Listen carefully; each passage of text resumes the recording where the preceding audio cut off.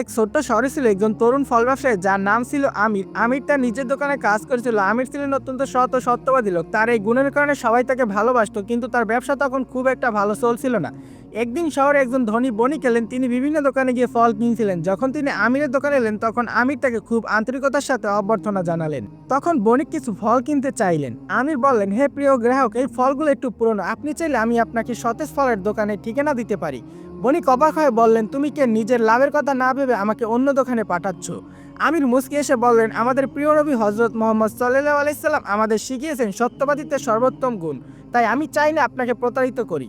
বণিক আমিরের সততায় মুগ্ধ হয়ে বললেন, তোমার মতো একজন সৎ মানুষের কাছ থেকে কেনাকাটা করতে আমার আনন্দ হবে। আমি তোমার কাছ থেকেই সব ফল কিনবো। এরপর তিনি আমিরের দোকানে থেকে অনেক ফল কিনলেন এবং শহরের সবাইকে বলে দিলেন, এই দোকানের মালিক খুব সৎ, তার কাছ থেকে ফল কিনলে কখনো ঠকতে হবে না।